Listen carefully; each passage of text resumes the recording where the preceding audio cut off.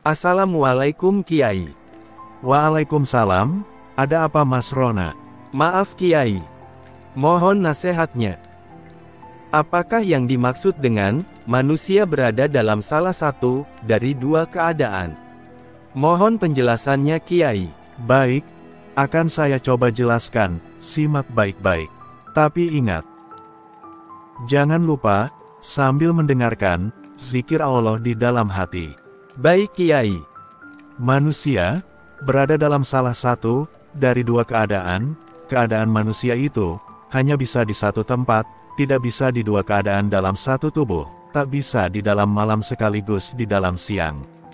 Manusia itu ibarat timbangan, jika satu sisi lebih, maka sisi yang lain kurang. Jika sibuk kerja di luar, maka tak ada waktu mengurusi keluarga. Juga jika kuat satu keadaan, lemahlah keadaan yang satu lagi.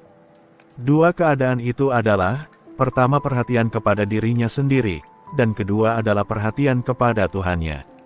Jika dia asyik kepada dunia, maka terbengkalai urusan akhiratnya. Jika dia asyik kepada dirinya, lalailah dia kepada Tuhannya. Jika dia asyik kepada Tuhannya, lalailah dia kepada dirinya. Orang yang lemah tauhidnya, akan asyik kepada dirinya, dan menjadi lalai daripada mengingati Tuhannya. Orang ini mungkin kuat mengerjakan amal ibadat, dan berbuat kebaikan kepada sesama makhluk. Tetapi, keasyikan kepada diri sendiri, membuatnya melihat amal dan perbuatan, sebagai hasil yang keluar dari dirinya, karena dirinya dan kembali kepada dirinya. Jika dia melihat Tuhan, maka dilihatnya Tuhan memberinya kebebasan, untuk melakukan apa yang dia kehendaki. Dirasakan seolah-olah, Tuhan tidak mengganggu pekerjaannya.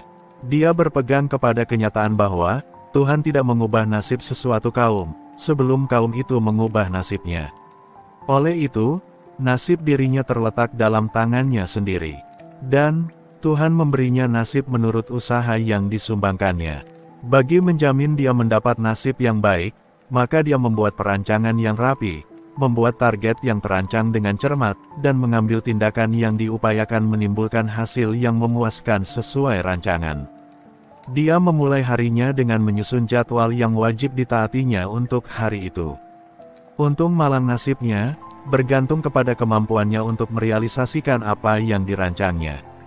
Manusia yang berpegang kepada prinsip demikian adalah, benar menurut aspek dirinya, tetapi adalah orang yang lalai menurut aspek ketuhanan yang menguasai dirinya. Pengagungan kekuatan diri sendiri, akan memperkecil kekuatan Maharaja yang memerintah sekalian alam maya ini. Prinsip yang demikian, menambahkan ego dirinya, dan menjauhkannya, dari merendahkan diri kepada Tuhannya, walaupun banyak ibadat dan perbuatan baik yang dikerjakannya. Amal yang banyak menyebabkannya menjadi ujub, riak dan sama'ah. Amal yang demikian, tatkala dibawa ke neraca hisab di akhirat kelak, ia akan berterbangan seperti debu. Ia tidak dapat menolong tuannya, karena orang itu menjadikan dirinya sebagai tapak untuk meletakkan amalnya. Di padang mahsyar, dirinya sendiri tidak berdaya berdiri di hadapan Hakim yang Maha Perkasa. Bila dia rebah, rebah jugalah amalnya. Sekiranya kita mau amal dapat berdiri tegak, binalah ia di atas tapak tauhid. Pandangan tauhid, melihat apa yang dari Allah Subhanahu wa Ta'ala, berdiri dengan Allah Subhanahu wa Ta'ala, dan kembali kepada Allah Subhanahu wa Ta'ala. Allah Subhanahu wa Ta'ala yang memiliki dan menguasai sekalian alam serta isi, dan kejadian yang berlaku di dalamnya. Tidak bergerak walau sebesar zarah, melainkan dengan izinnya. Tidak terjadi sesuatu perkara, melainkan dengan kudrat dan iradatnya. Allah Subhanahu wa Ta'ala telah menentukan kadak sebelum dia melahirkan qadar. Setiap yang berlaku adalah menurut ketentuannya. Orang yang berpegang pada prinsip ini, menyambut kedatangan pagi dengan persiapan untuk menerima tibanya takdir ilahi. Dia tahu bahwa, apa yang Allah Subhanahu wa Ta'ala takdirkan untuknya hari itu, pasti sampai kepadanya. Tidak ada siapapun yang bisa mengubahnya. Bergeraklah dia dengan sepenuh tenaga, mendukung takdir yang diamanatkan kepadanya.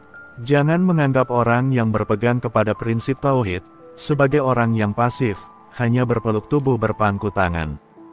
Dia tetap aktif dengan berbagai-bagai aktivitas, melebihi orang yang berpegang kepada prinsip yang pertama. Perbedaan antara keduanya adalah daya rasa dan daya nilai. Pekerjaan dan perbuatan adalah serupa.